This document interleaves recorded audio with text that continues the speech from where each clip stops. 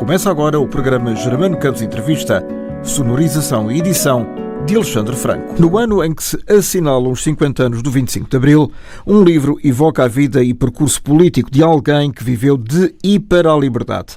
Falo de Amândio Silva, que nos deixou recentemente, há pouco mais de 3 anos, que desde muito novo, primeiro em Portugal e depois no Brasil, manteve uma atividade constante contra o antigo regime. Memórias é o nome desta obra, que tem pesquisa e organização de Heloísa Paulo e coordenação de Moema Silva, a sua filha. Muito bem-vinda, Moema, ao Germano Campos Entrevista. Muito obrigada pelo convite. Em 2018, quando tive o prazer de entrevistar o teu pai, perguntei-lhe se, em nome da liberdade, se podia fazer tudo. Respondeu sim, sobretudo se fossem atos de caráter humanista. No caso, estas memórias revelam e recordam exatamente quem? Recordam um homem que eu penso que gostaria de ser lembrado como um resistente antifascista, um defensor da liberdade, sim, mas também uma pessoa extremamente solidária, preocupada com o mundo em que vivia e não só com a sua esfera humana e política, e que deixou marca em quase todas as pessoas, ou todas as pessoas com quem se cruzou. E por que é que se ouve falar menos do teu pai do que, por exemplo, nomes como Manuel Serra ou Paulo Inácio, que dizem alguma coisa, digamos, a quem tem 60 ou 70 ou 80 anos nesta altura? Por um motivo que tem a ver com a personalidade do meu pai. O meu pai sempre foi uma pessoa de ação e, portanto, não gostava de estar à espera que as coisas acontecessem por ele. Por outro lado, não tinha a ambição de ser uma pessoa nem famosa, nem conhecida, nem especialmente reconhecida. O contributo que ele queria dar era um contributo que, de alguma forma, o mantesse livre para seguir a sua índole. Ou seja, sem grandes compromissos e sem estar, como é que é dizer, muito catalogado em determinada faixa assim ou acolá. Isso fez com que ele tivesse menos protagonismo do que outros companheiros. E o facto de ele ter vivido grande parte da vida dele no Brasil, depois de ter fugido de Portugal, também contribuiu para isso? Sim, embora acho que as pessoas aqui que o conheceram já de regresso, depois da experiência no Brasil, porque houve 2 etapas de experiência. Uma foi quando ele era exilado, não é? Quando foi muito jovem lá para o Brasil, e onde esteve 14 anos sem poder regressar a Portugal. Entre que anos e que anos? 60, 74? Sim, 60, 74. Exatamente. Ele veio no ano do 25 de Abril. Ele veio para o 1º de maio de 1974. Portanto, foi acontecer o 25 de Abril, ele invadir o consulado com mais alguns companheiros. E como ele dizia, citando até o Mário Soares, não, vocês agora tomem conta do consulado. Exatamente. E foi isso que ele fez com o João Tito Moraes e outros companheiros, a quem disse, olha, a partir de agora, quem aparecer aqui com o meu cartão é para dar passaporte. Eu não tenho, dizia o consulado, mas eu não tenho indicações, não tenho ordens de Lisboa. Nem vai receber, nem vai receber.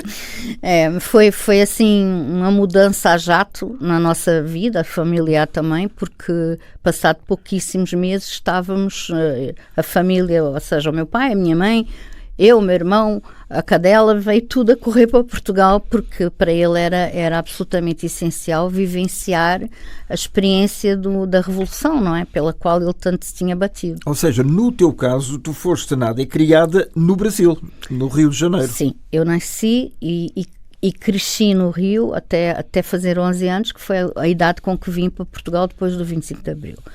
Mas depois disso passámos vários períodos no Brasil. E eu, desde muito pequenininha, na verdade desde os 3 meses de idade, que vinha a Portugal todos os anos passar férias com os meus avós. Sendo que até aos 8 anos a minha mãe teve autorização da PIDE para me acompanhar a mim e ao meu irmão nessas visitas aos avós. A partir dos 8 anos comecei a vir sozinha com o meu irmão, eu a tomar conta dele, no avião para continuarmos com essa ligação. E aos 3 meses a minha bisavó foi-me buscar ao Brasil porque eu tinha que ser batizada nos Jerónimos. E fui. Era ponto de honra? Era, sem os pais. Exatamente, sem a presença nem do outro. Mas voltando ao que estava a dizer, da relação com o meu pai com o Brasil, houve essa primeira fase, não é? Nos anos 60 até o 25 de Abril.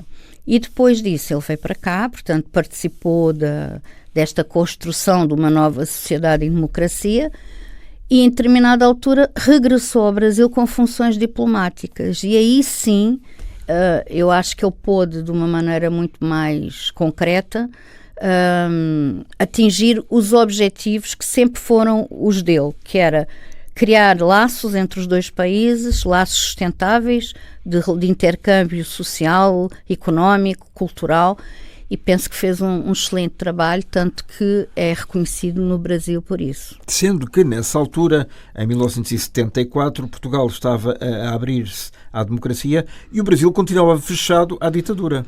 Pois, foi assim... À ditadura não, pela ditadura.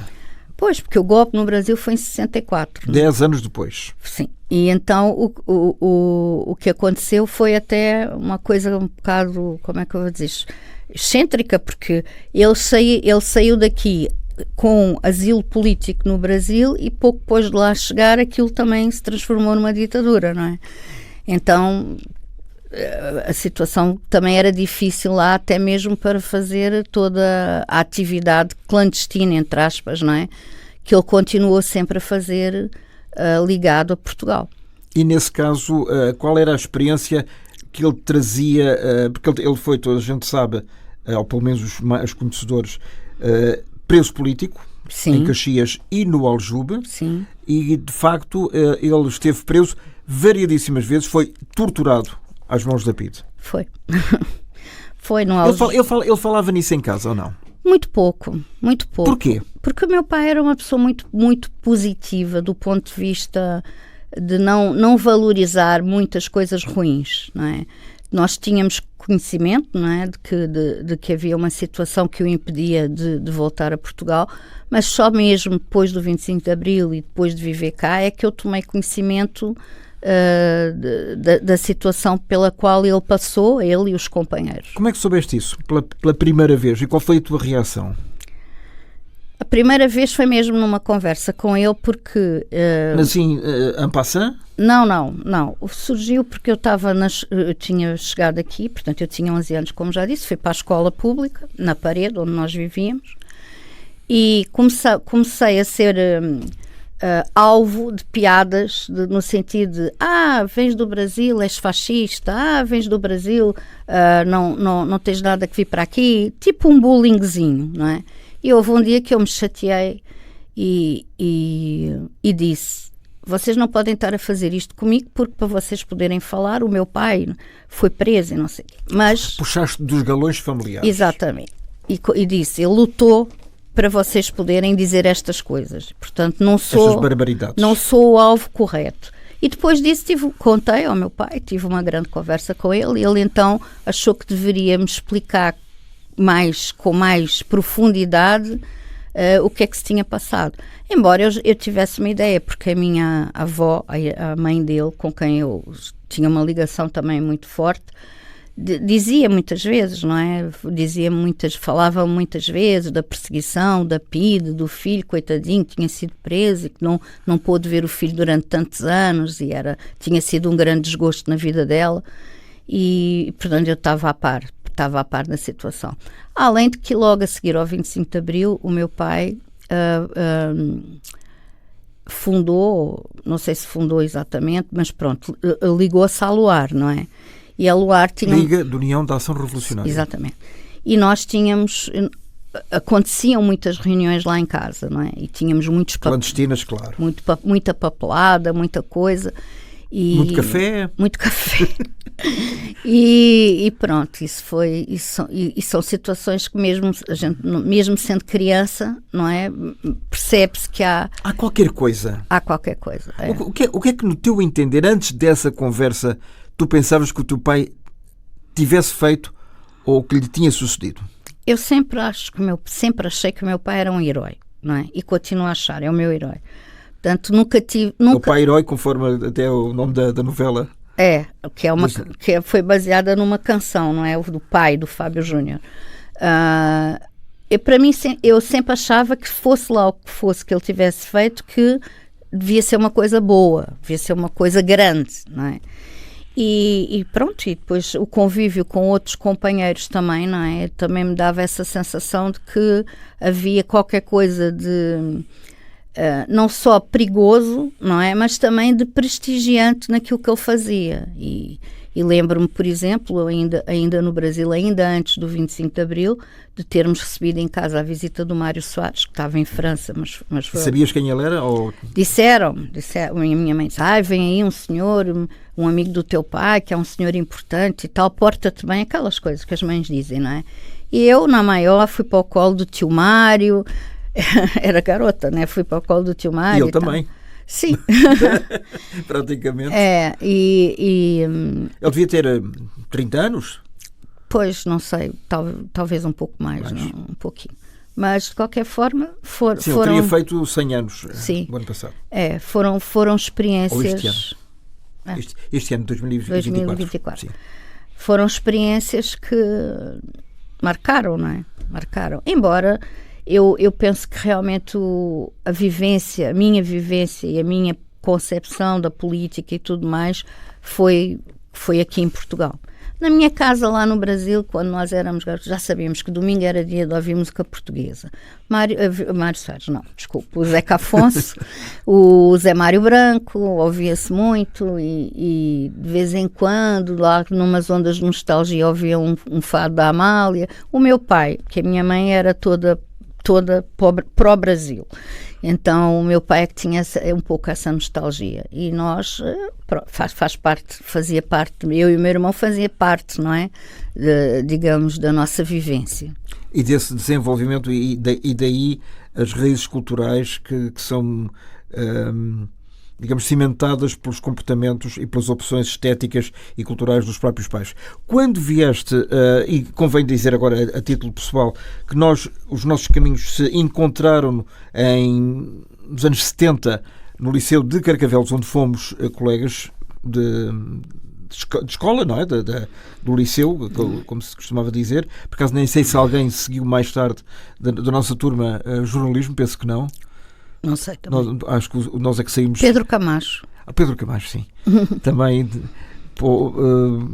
mas pouco mais, éramos talvez umas 30 ou 40 pessoas. O que é que diziam de ti para te considerarem alguém que era fascista? Tendo em consideração que a maior parte dos fascistas, entre aspas, tinham ido de Portugal para o Brasil e não o contrário. Pois, mas havia uma grande confusão, não é? Como o governo do Brasil, entretanto, se tornou uma ditadura, não é? E como se vocês tivessem culpa disso, não é verdade? Pois, há sempre estas confusões de generalizar as coisas. O povo brasileiro é muito pouco politizado, não é? Na verdade, o povo, não estou a falar, digamos, da classe mais elevada, estou a falar, sempre foi pouco politizado. E, portanto, eu achava que nada disso fazia sentido nenhum, não é? Até porque na minha casa esses valores, esses fundamentos portugueses relacionados com a democracia sempre foram praticados. Nós tivemos sempre uma noção de solidariedade muito forte, de acolher as pessoas que precisavam, de distribuir o que tínhamos com outras pessoas. Por isso eu achava aquela situação muito injusta, mas isso que tu estás a dizer que aconteceu foi uma situação que se passou logo que eu cheguei, portanto foi tipo em 75, foi antes de nós nos conhecermos. Portanto foi em 75 quando eu andava no Preventório. Chegaste a andar no Preventório? Não. Pois. E até me lembro que foi numa aula... Estava no Colégio Maristas, em Carcavelos, até à nacionalização. Depois transformou-se, o edifício manteve-se o mesmo, aliás, partiu-se um bocado ali e transformou-se em Liceu de Carcavelos. Pois, que o meu percurso estávamos provisoriamente no Preventório, enquanto a escola da secundária da Parede de Santo António estava a ser recuperada, tinha obra, não sei o quê, e depois voltámos para a de Santo António. E isso aconteceu numa aula de uma professora de francês que eu adorava, que era a professora Regina Roma, e que me ajudou na altura também digamos, a superar isso. Foi um rompante, digamos assim. Não aconteceu muitas mais vezes, mas foi o suficiente para me dar aquele clique de que eu tinha que assumir uma posição compatível com a do meu pai. Mas era muito desagradável estar sempre a ouvir essas piadas e mas, sofrer o bullying, como disseste. Mas eu não me sentia muito... Eu achava que eram todos burros, para estarem a dizer aquilo, que eles eram todos ignorantes e que eu é que sabia mais as coisas. Porque o meu pai, o meu tio, tinha esta um pouco como a noção de, sei lá, uma superioridade intelectual em relação aos colegas, digamos assim. E era verdade? Neste sentido, sim. Só neste sentido. À medida que os anos foram passando, claro que as coisas foram evoluindo, mas sentiste algum desanuviamento nessa crispação política, social, cultural em relação aos estrangeiros, sim, mesmo os brasileiros? Sim. Houve uma altura, nos anos 80, que ser brasileiro era o máximo, não é? Não, era o dentista. Não era só o dentista. Não era só o dentista. Era a nível cultural a explosão que houve com as novelas, com a música brasileira. Com as novelas desde 77. Desde 77, desde a Gabriela. Desde a Gabriela. E eu lembro-me de estar na escola com os meus colegas a ensinar a letra da música, a cantar com eles. E a explicar o que muitas vezes queriam dizer determinadas palavras. Exatamente. Que não tinham qualquer tipo de significado para nós. Exatamente.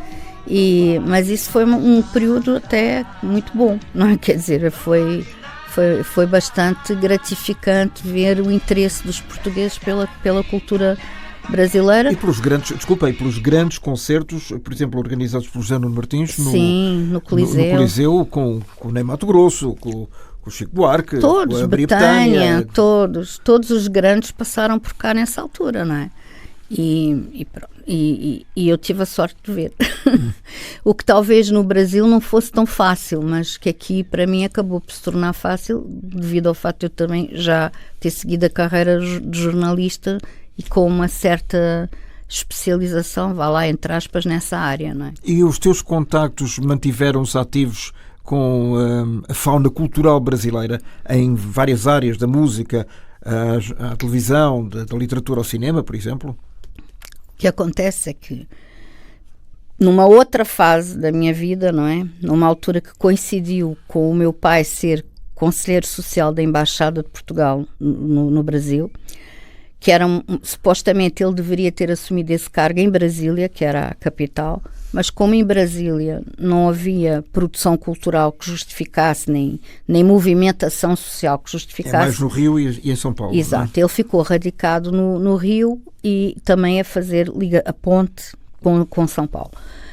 Nessa altura eu fui para o Brasil e era correspondente do SET, o Semanário de Espetáculos SET, que depois a minha correspondência alargou-se aos outros meios do grupo, portanto já era também do Jornal de Letras, da TSF, acabei por passar... Mais tarde? Sim, passei um período, digamos, nos anos 80, bastante profícuo nesse sentido, e eu fazia um bocadinho de tudo, desde a parte cultural, com mais ênfase para o SET, não é? Acompanhando, digamos, tudo, com um grande sentido de obrigação de promover tudo o que fosse português, que fosse para o Brasil, não só porque o meu pai dava o apoio institucional da Embaixada a esses projetos, mas também porque eu própria, como jornalista, me interessava-me acompanhar, não é? Então eu tenho amizades que ficaram dessa época fortíssimas. Por exemplo, eu acompanhei uma gravação de um disco dos Chutes e Pontapés que foi feita no Rio de Janeiro. Turnês do Ronquial, do Vitorino, apresentações do GNR, sei lá, uma variedade enorme de pessoas que foram da área cultural. Não estou a falar de música, mas também foram artistas. Por exemplo, a Barraca fez uma digressão pelo Brasil muito importante. Com a Maria do Céu Guerra. Com a Maria do Céu Guerra e o Hélder. Levaram, na altura, 3 peças diferentes. O meu pai, na qualidade de conselheiro, fez uma festa para os receber na casa dele, no Rio, e eu organizei uma lista de convidados que incluía imensos atores da TV Globo que foram lá prestigiar e tal. Então, todo esse tipo de, digamos, de incentivo, não é? Incentivo real, não é só de boca, nós procurávamos dar. Claro que essas pessoas falam comigo até hoje, não é? Por exemplo, mais um exemplo, quando o Sérgio Godinho foi preso, num episódio que é conhecido. Que envolveu alegado narcotráfico. Exatamente. Quando ele foi preso no Rio, ninguém sabia quem era o Sérgio Godinho no Brasil, não é? E nessa altura o meu pai ainda nem estava lá, mas eu estava de férias no Rio e imediatamente fui acionada para ir falar com o Sérgio Godinho na cadeia, não sei o quê, levei-lhe roupa limpa, porque estava hospedado em casa do meu tio Jaime Conde, que trabalhava no Consulado de Portugal, e portanto estava a par das necessidades dos cidadãos portugueses no Rio e nas outras comunidades, não é? E pronto, cria-se ali um vínculo muito forte, não é? Em relação, mas também se criou ao contrário, porque também já houve aqui atores brasileiros que se meteram em grandes confusões e que ligavam-me à meia da noite a dizer: o que é que eu faço, com quem é que eu falo, como é que eu me desenrasco, não é? Nesse sentido. Eu recordo-me como é que se chamava o Gonçalves? André Gonçalves. André Gonçalves, por exemplo. Exatamente. Esse foi um dos que me ligou. Eram houve mais. Às 2h30 da manhã a dizer: olha, eu estou preso, o que é que eu faço? E lá fui eu ligar para o consulado e tal, pronto, porque se realmente cria-se Fazia-se mesmo uma ponte, não é? E fica uma amizade e respeito, não é? Já depois disso, muito mais tarde, já cá em Portugal. Quando é que voltaste definitivamente para Portugal? Então, depois voltei em 90. O meu pai, outra década, é outro espírito. Outro espírito, sim, outro espírito. E nessa altura eu habituei-me lá, como correspondente, habituei-me um pouco a trabalhar sozinha. Eu lá tinha a minha equipe, o meu fotógrafo ou fotógrafa, um assistente, digamos, fazia as coisas um bocadinho no meu ritmo e à minha maneira e tal. E ainda não estávamos na era digital, não é? Nem pouco mais ou menos. Não, eu ainda tinha que ir para o correio mandar telexes, portanto, era tudo escrito à tudo máquina. Escrito à máquina, tudo escrito à máquina. Quando voltei para cá, pronto, a própria situação profissional também era outra e eu, na altura, preferi manter-me freelancer e colaborei para uma série de coisas e assim me mantive durante muitos anos. Entre as quais as colaborações na revista TV+, que ainda existe, com a famosa Coluna da Moema. Durante quantos anos é que ela existiu? Mais de 25. É um recorde, acho que é uma das colunas de opinião, se não a mais antiga na imprensa portuguesa. E era uma das imagens de marca. O que é que aconteceu para teres saído? Houve alguma reformulação interna? Houve várias, não é? Ao longo dos anos. Portanto, eu quando a TV+, começou, e eu comecei no número 0 da TV+, com um diretor chamado José Rocha Vieira, e nessa altura... Um dos fundadores do Tal e Qual, não foi? Sim. Fui convidada para ser coordenadora de um suplemento de telenovelas. Isso coincidiu com a inauguração da SIC, não é? E das outras, e da TVI, mais 92 tarde. E 93. Exato. E, portanto, havia uma necessidade de haver um espaço especial para as novelas brasileiras por causa do acordo que havia entre a SIC e a Globo. Trabalhámos muito nessa época, eu trabalhei muito nessa época e com várias viagens ao Brasil, entrevistas e fizemos coisas que quando havia dinheiro para pagar, não quando é? havia dinheiro para fazer essas coisas, exatamente. Depois a revista foi sendo reformulada, não é? Passou a ter outro diretor, outras situações e, portanto, aos poucos, não é? As próprias empresas detentoras do título mudaram. E aos poucos o tal suplemento das novelas desapareceu e acabou por ser incorporado no próprio corpo da revista, não é? Integrado no corpo da revista. E pronto, e a minha função foi, digamos, ao mesmo tempo que as novelas brasileiras deixaram de ter tanto impacto, não é? Com digamos, o crescimento da produção nacional, nomeadamente da TVI, a minha, como é que eu vou dizer, o meu espaço dentro da revista também foi diminuindo em função disso. A coluna manteve-se durante muito tempo, até eu sair da revista, e eu depois decidi, para não deixar morrer, porque sabia que tinha leitores e seguidores e tudo mais, passei-a para as redes sociais. Isto é uma tábua de salvação para qualquer um de nós. Este programa também passou exatamente pelo mesmo, por outras vicissitudes. Como é que tu vês hoje a imprensa 40 anos praticamente depois de teres começado? Completamente diferente, não é? Eu comecei como estagiária no Correio da Manhã, onde estive durante 7 anos.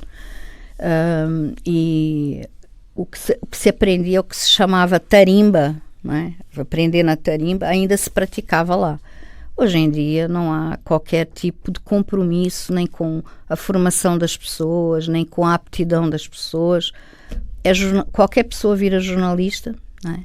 Sendo que eu pertencia à primeira turma de comunicação social que houve em Portugal, no ISCPS, Instituto Superior de Ciências Políticas e Sociais. Fui dessa primeira turma. Eram meus colegas, por exemplo, o Rui Tavares Guedes, que hoje é diretor da Visão, o Mário Neto, da rádio, portanto, o Miguel Prates, da RTP, várias pessoas, estou a falar agora, deve haver muitos mais, que me perdoem os que eu não citar, mas de facto foi um início que não tem nada a ver com o que se faz hoje, não é? Eu acho que a imprensa está muitíssimo desacreditada e que o jornalismo no digital também ganhou uma expressão que é muito importante, não é? E que cobre, digamos, as falhas da imprensa hoje em dia. Este mesmo programa tem um podcast em termos de visuais, porque é sempre gravado em vídeo para o YouTube, e também é emitido em dezenas de rádios e web rádios portuguesas locais, o que me dá pessoalmente uma grande satisfação, porque eu acho que é um produto que não consegue ser facilmente produzido localmente, e então alguém que em Lisboa, onde se centram as coisas, e no Porto, eventualmente, traz a possibilidade de levar conversas contigo, com outros cantores, atores, escritores, que de outra forma era impossível passarem nessas rádios. Sim. Pois, eu, por exemplo, na minha coluna, eu não só escrevo, como partilho muita informação. Porque a coluna continua a existir. Continua. Está no Facebook, tem uma ligação ao Instagram, mas ela existe. Ela existe e é feita de posts diários que ou são escritos por mim ou são partilhas de coisas que eu acho interessantes, especificamente Brasil e Portugal, que era já sobre o que eu me debruçava na coluna quando era na TV+, não é? E achas que a influência do Brasil se está a esbater em termos culturais em Portugal, ou é de ondas? Ou seja, tínhamos há 40 anos o máximo de música, sobretudo aquela que vinha da Bahia, não é? E depois, nos anos 90 e 2000, passou naturalmente, por força das circunstâncias, para outros ritmos e para outros formatos. O que é que o Brasil hoje representa, para além do, não sei se 500 ou 600 mil imigrantes que existem nessa comunidade a viver e a trabalhar em Portugal? Olha, para meu profundo desgosto, o que se vê hoje do Brasil aqui é francamente mau. Francamente mau. A nível cultural, quer dizer, é o brega no seu pior? É o brega no seu pior, porque acompanha uma leva de imigração que atualmente existe em Portugal, de pessoas de um extrato social mais baixo, de pessoas que vêm do interior, de cidades do interior, portanto que não têm acesso a um meio cultural mais ativo e que se restringe muito aos estilos de música, por exemplo, sertaneja, sofrência, que é aquela música do outro cotovelo, que é... Como é que se chamava? Marília Mendonça. A Marília Mendonça, que faleceu num acidente de viação há relativamente pouco tempo, era considerada, digamos, a rainha da sofrência. Ora, para nós também era uma sofrência. O que é isso? Até a própria palavra, eu acho nisso os brasileiros são fantásticos, a inventar e a plastificar a nossa língua, que é coisa que em Portugal não existe. Não existe, é verdade. E depois temos o funk, que é o batidão daqueles bailes que nascem na comunidade, nas favelas, né? Que agora não se diz favelas, é politicamente incorreto, é comunidade. Mas é a mesma coisa. É a mesma coisa. É a mesma coisa com outro nome. Exatamente, é a mesma coisa com outro nome. e que é uma expressão também as letras falam do dia a dia na comunidade. Então falam de violência, falam de tiros, falam de tráfico de drogas, falam de tudo o resto que se passa lá, não é? E são... É uma expressão, é uma forma de expressão da comunidade. Isto a nível da música, não é? O resto, a nível social, o que eu vejo é que os brasileiros que estão cá, a grande maioria, e sem querer generalizar, que eu não gosto nada de generalizar.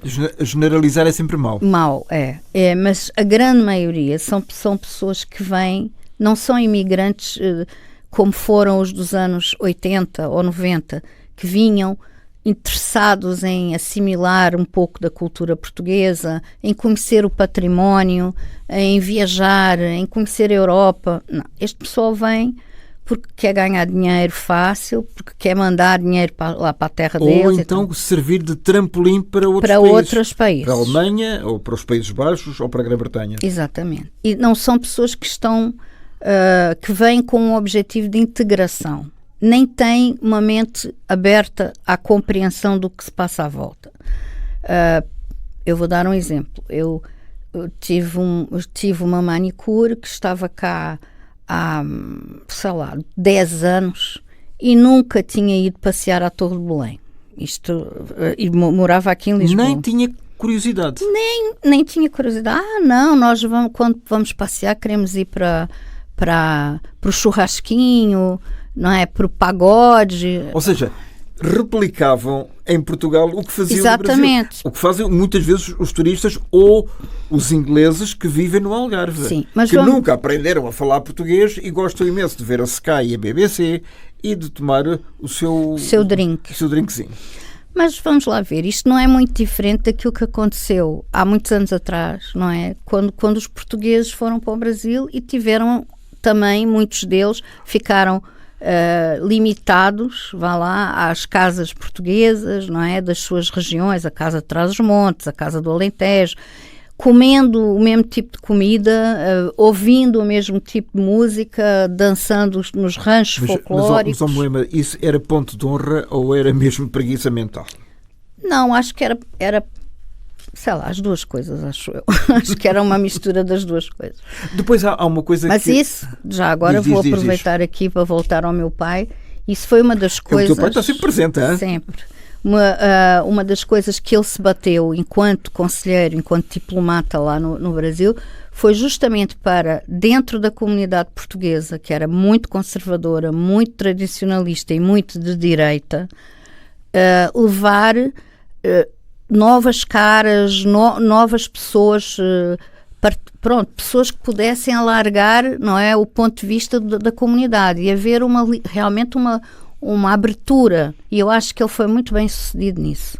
Mas agora há os estereótipos. Por exemplo, eu recordo-me cá há relativamente pouco tempo Ana Maria Braga, que é uma conhecidíssima apresentadora da TV Globo, tem um programa diário tipo Júlio Pinheiro, ou enfim, dentro do mesmo género, que achava que as mulheres em Portugal se vestiam todas de preto, tinham bigode e que nem sequer nevava. Que ela, de uma vez que ela dizia, eu vi neve em Portugal.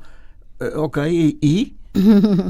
Quer dizer, e atenção, eu calculo que ela seja uma pessoa bem informada. Sim, mas não é, lá está, pode ser uma pessoa bem informada, mas o círculo em que a Ana Maria Braga se move... É apenas um exemplo, não é? Pois, é apenas um exemplo. Não é digamos, não corresponderia...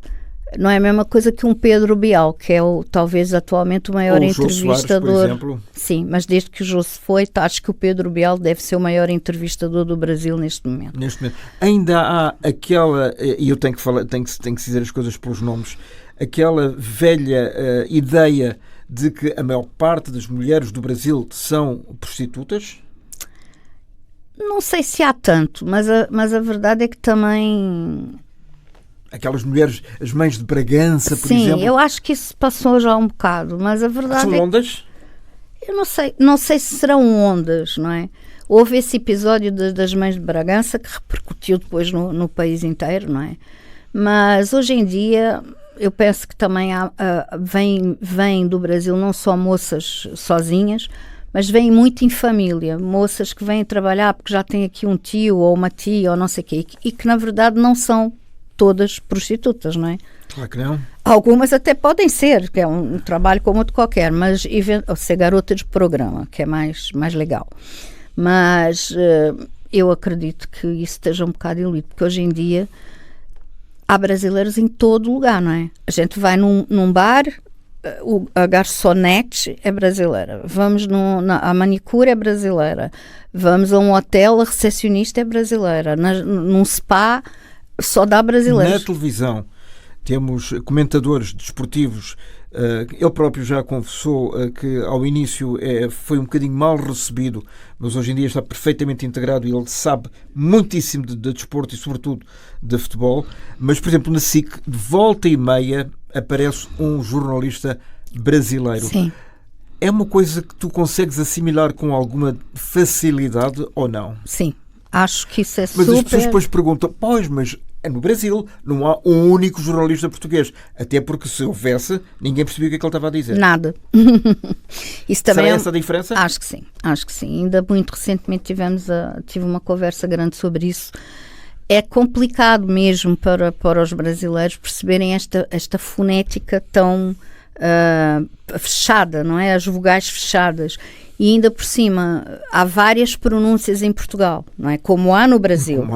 Como há no Brasil. Aliás, eu recordo-me quando estive na Bahia, que há uns anos, eu estava a tentar falar devagar, por acaso como jornalista da MTV de São Paulo, e ela vira-se para mim a certa altura: de que região do Brasil você é? E eu disse: eu sou de Portugal. Não, eu não estou entendendo nada que você está dizendo. Eu já estava a falar assim meio abrasileirado, porque de outra forma a comunicação era completamente impossível. É impossível. É muito difícil, mas depois há pessoas que conseguem romper esse estigma e que são adoradas no Brasil, mas lá está, não estamos a falar do povão, estamos a falar de uma classe diferente, com uma bagagem cultural diferente. Nós temos casos muitíssimo bem-sucedidos na atualidade, além do Ricardo Pereira, ator, não é? E do Paulo Rocha, que também está lá, e da Joana Solnado, que também faz novelas na Globo. Temos a Carminho, o António Zambujo, que são adorados no Brasil, não é? E conseguiram furar, de certa forma. Conseguiram. Mas também porquê? Porque já existem portugueses no Brasil suficientes para suportar isso, não é? Os lusodescendentes. Sim, lusodescendentes e outros imigrantes que foram mais tarde para lá por outras opções, não é? Não foi o caso do teu pai, e voltamos ao início da nossa conversa. O Amândio Silva, quando foi para o Brasil no início dos anos 60, foi como exilado político, foi como refugiado, e essa história do refugiado e versus imigrante levava-nos a uma outra conversa. Sim. Sobre a qual não temos, infelizmente, tempo agora para desenvolver. Ele ajudou também, nessa altura, ou não teve tempo, até 74, a modificar um bocadinho a imagem que Portugal tinha, que era negativa, tendo em conta que havia uma ditadura no regime de então? Eu acho que até 74 o meu pai esteve demasiado ocupado, primeiro em garantir o sustento da família num país estranho, não é? Depois ele teve que interromper os estudos dele quando foi preso pela PIDE, que ele estudava Direito aqui em Lisboa, só foi retomar os estudos lá e, portanto, esteve a concluir o seu curso de Direito. E fora isso, ele tinha uma ação relacionada com os grupos com outros companheiros que estavam lá e portanto, dedicava-se também a manter o espírito, não é, da Revolução aceso. E, portanto, ele nessa altura não trabalhava tão diretamente com a comunidade portuguesa. Só mais tarde é que veio a fazer isso. Ele que tinha levado a sua experiência revolucionária de Portugal, nomeadamente a Revolta de Sé, portanto, é quase o equivalente àquela famosa revolta da Capela do Rato, e depois queria que tu rapidamente me contasses que ele esteve ligado a dois sequestros, um aéreo e o marítimo. Não. O marítimo ele não participou. Mas esteve em contato com o Henrique Galvão, por exemplo, quando foi o desvio do navio Santa Maria. Sim, porque ele pertencia a um grupo no Brasil que estava ligado ao Galvão, não é? E, portanto, em 61, ele foi para lá em 60 e em 61 deu-se o famoso sequestro do avião da TAP que ia de Casablanca para Lisboa. E foi o primeiro. O primeiro sequestro de um avião civil do qual se tem registro, não é? Portanto, ele foi para Casablanca montar a operação. Esta operação foi delineada pelo Galvão. O objetivo era desviar o avião, e foi o que fizeram, ele e mais os outros companheiros, nomeadamente o Paulo Inácio, o Camilo Mortágua. Pai das gêmeas. Pai das gêmeas, da sim. Joana e da Mariana. Da Mariana, sim. E quem mais é que estava lá? O Fernando Vasconcelos com a Helena Vidal, que na altura era esposa dele, até estava grávida. E tínhamos também, não sei mais, agora no momento não me lembro, mas esse episódio foi um episódio que, portanto, exigiu que o grupo se juntasse em Casablanca, não é? Para essa operação que foi chamada de Operação Vago, e fizeram aquilo que foi considerado historicamente uma situação muito, como é que eu vou dizer, muito sui generis, porque não houve feridos, não houve ninguém em pânico, não houve nada, foi tudo tratado com muita tranquilidade entre o Paulo Inácio quando chegou à cabine e pediu ao piloto para não continuar com o percurso, porque iriam sobrevoar Lisboa, Beja, Faro, e acho que era isso. Onde lançaram os panfletos, milhares de panfletos assinados pelo Henrique Galvão, denunciando a situação de Portugal na altura e alertando a população de que era preciso fazer qualquer coisa contra o Salazar e a ditadura. E o navio de Santa Maria? O navio de Santa Maria foi uma outra ação, não é? Conjugada, mas o meu pai não esteve relacionado. Mas provavelmente não esteve em físico, mas esteve em espírito, não é? Sim, claro. Claro. Ele também não falava nesses aspectos particulares da vida dele. Já o disseste que ele era reservado em relação aos anos de cárcere. Sim, aos anos de cárcere não. Eu, inclusivamente, só já adulta, é que só depois do Aljube ter sido transformado em Museu da Resistência, não é? É que voltei lá e com ele. E ele disse, eu estive aqui? Sim, ele disse. Ele comoveu-se na altura? Sim, claro. E posso dizer que acho que isto é comum a toda a gente passou por lá, não é? Eu tive agora, por exemplo, vou contar isto que acho que é bonito. O meu tio Jaime Conte, que não é meu tio de verdade, é irmão de vida. É tio do coração. Do meu pai, e que, portanto, participou com ele da Revolta da Sé, estiveram sempre juntos. Veio agora nos 50 anos do 25 de Abril com os filhos e com os netos para passar testemunho em relação à liberdade, e foram outra vez ao Aljube visitar, e o meu tio explicou o tipo de tortura que se fazia ali no buraco, não é? Que era a cela em que os punham no Aljube, e várias histórias curiosas que aconteceram nessa época, não é? Não falam a tortura que eles... Não foi uma tortura tão pesada como sofreram outros companheiros, mas era a tortura do sono, a privação do sono, a privação de outras coisas no também. No sentido de extraírem eventuais confissões e, sobretudo, de delatores para denunciar outros companheiros, outros camaradas de armas, para que fossem mais facilmente detectados e presos, não é? Exatamente. O Fórum Pensamento, Liberdade e Pensamento Crítico, que anualmente se realiza em Lisboa, é uma das heranças que o teu pai deixou? É. O meu pai deixou... E que tu sentes obrigação moral de continuar. Pois é, essa herança não é fácil de administrar, porque o meu pai fazia muita coisa e esteve sempre muito ativo até ao fim, sendo que o Fórum Liberdade e Pensamento Crítico foi talvez a última grande iniciativa dele como organizador e dinamizador. Ele esteve presente fisicamente durante quantos anos? 2. Os 2 primeiros, e deixou o 3º Fórum preparado, organizado, com o tema patrono, que era foi dedicado ao Paulo Freire, não é? E, portanto, neste livro, curiosamente, que ele lançou, o último texto que ele escolheu é um texto que diz respeito ao cartaz do segundo fórum, que foi dedicado ao ambiente e que se chama Uma Curiosa Experiência de Cooperação Conflitual.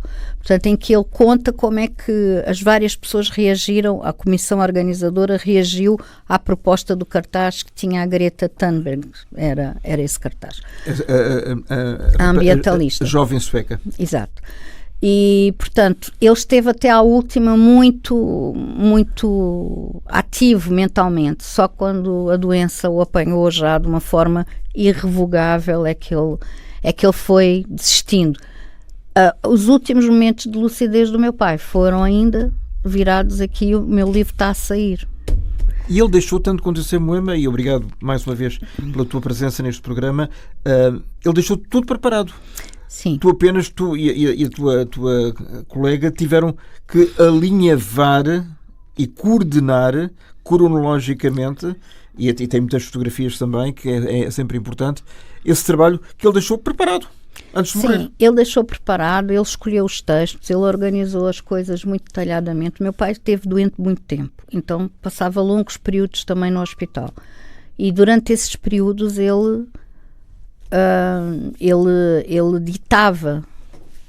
ia ditando as coisas que queria fazer. Portanto, nesse processo, acabou por deixar o livro praticamente pronto, não é? Com metade do livro são os escritos dele, como ele dizia, não é? São depoimentos dele de várias fases da vida dele. O primeiro é de 1956, é um conto, quando ele era ainda muito jovem.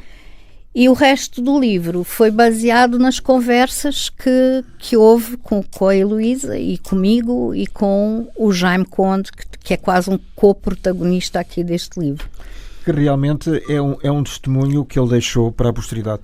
Moema Silva, muito obrigado por aqui teres estado. Foi um gosto, uma grande honra ter partilhado contigo e também com quem nos vê e com quem nos ouve este momento, e espero que a partir de agora o Amândio Silva seja mais conhecido e, sobretudo, reconhecido em relação à obra que ficou para a posteridade. Antes de terminar, deixa-me só agradecer à editora Âncora, que publicou o livro e fez-me perceber a importância histórica deste legado. Muito obrigada pelo convite, Germano. Muito obrigado, até à próxima. Obrigado.